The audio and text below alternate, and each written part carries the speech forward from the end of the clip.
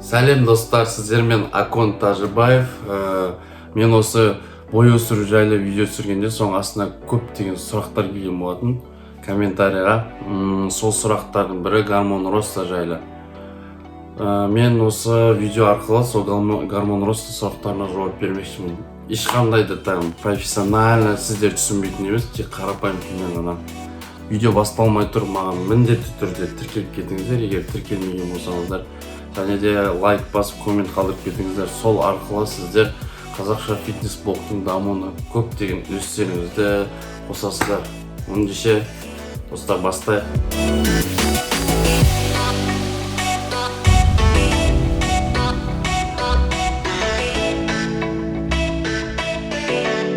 Достар, гормон роста дегеніміз ең бірінші не? Қазақша гормонды өсу.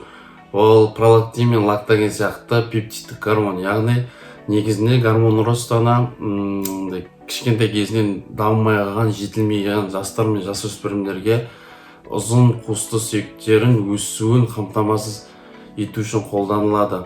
Яғни бұл пептидтік гормон. Ал сіздерге қарапайым тілмен бодибилдингте қолданылуын тез айтып кетсем, чтобы сіздердің уақыттарыңызды алмас үшін. Негізінде бодибилдингте профессиональный атлеттер қолданады осы гормон ростаны. Өйткені гормон роста ешқандай да майсыз, таза, сухой мышечный массаны қосуын қамтамасыз етеді. Яғни бойды да өсіреді, сүйекті де өсіреді. Не только мышцаны өсіреді, бұл сізге жақсы тренировкаде силовой показатель дейді, соны көбейтеді. Яғни сізді күшіңізді көбейтеді. Және де бұлшық таза, ешқандай да майсыз бұлшықетті көбейтеді. Яғни профессионалды атлеттер көбінесе инсулин шприцы түрінде иыққа салады, және де пресстің астында май бар, май қабатына салады. Сол арқылы майда ыдырай бастайды, бір жағынан таза бұлшықет қосыла бастайды.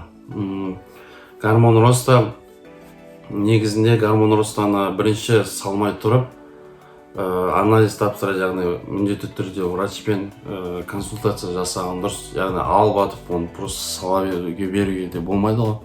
Сондықтан да бірінші врачпен ақылдасып алған дұрыс. Яғни анализ тапсырасыз. Ол анализдің бірі ол раковый клетка. Өйткені сіздің тұқымыңызда раковый клетка болатын болса, онда гормон роста салған кезде кішкене рак клеткасы болатын болса, оны өсіріп жүреді. Яғни сізде ол рактың клеткаларын өсіріп жүргесін тағы да ауру пайда болады. Сондықтан да міндетті түрде анализ тапсырып алған дұрыс. Не только раковый клеткада, көптеген жерге негізі анализ тапсырып алады. Оны мен оқи алмаймын, оны профессиональный врачтар міндетті түрде өздері консультация айтады. Именно эндокринологтар, және де біздің Қазақстанда бар ма, жоқ па білмеймін, өте аз негізі бодибилдингке арналған эндокринолог деген болады.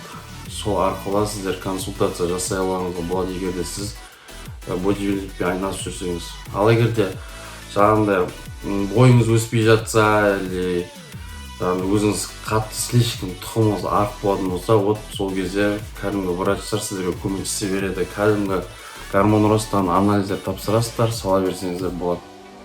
Ол кезде уже басқа салада деймін гормон ростаны.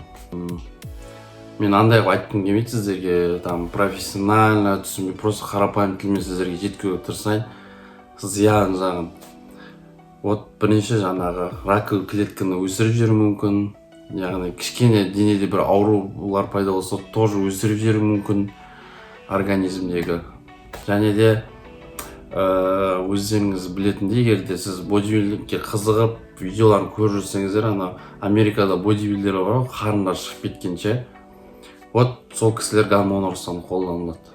Өйткені гормон роста салып жүрген кезде диетаны міндетті түрде жақсы ұстау керек. Егер де кішкене тәтті жейтін болсаңыздар, сіздің қарындарыңыз шығып кетеді, қарны созылып кетеді, гормон роста сөйтіп созып жүреді. Напримерге алатын болсақ, Фил Хит, солай қарны шығып кеткен, оны кетіру кішкене қиын. Сондықтан да егер де сіз гормон ростаны қызығып салғыңыз келіп жүрсе, диетаға міндетті түрде мән бересіз. Міндетті түрде любой нәрсенің пайдасының қасында, егер тез нәтиже жеткізгенсек әрине көмектеседі, бірақ бір жағынан зияны жүреді қасында. Танитыз. Және де көп сұрақтардың бірі, сіз гормон роста қолдана аласыз ба деген. Жоқ, мен гормон роста қолданбаймын, өйткені гормон роста біріншіден мен өзім натуральный бодибилдинг дейді ғой. Ешқандай да анаболит,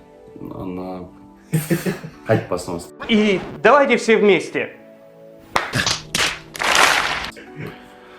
Көп сұрақтардың бірі, сіз гормон роста қолдана аласыз ба деген. Мен жоқ, мен қолданбаймын, өйткені гормон роста қымбат тұрады деп.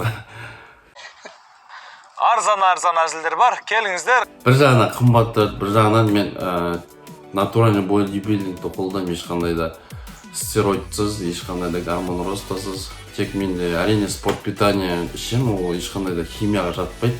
Көбінесе шатастырады спорт питание мен химияны. Жоқ, спорт питание таза, ешқандай да зияны жоқ спорт питанияның. Ал гормон роста мен қолданбаймын. Болашақта көруге болады, біздің организміміз предельный бір уақыт нәтиже қазір жақсы өсіп келе жатыр, менде бірақ бір уақытта тоқтап қалған кезде қолдануға болады. Ал былайша оған дейін мен гормон роста қолданбаймын. Бойымда нормально өзіме болады, барлығы натурально жасауға тырысамын. Сіздерге де реті келгенше мен ешқандай да мәжбүрлемеймін қолдан деп, өйткені сіздер өздеріңіздің бойыңызға тестостеронмен, өздеріңіздің гормондарыңызбен сіздер жақсы нәтижеге жетуге мүмкіндіктеріңіз бар. Спорт питание жайлы міндетті түрде алдағы уақытта видео шығарам. Спорт питаниемен шығаруларыңызға болады, бірақ гормон роста или стероид қолдануға ешқашан да сіздерге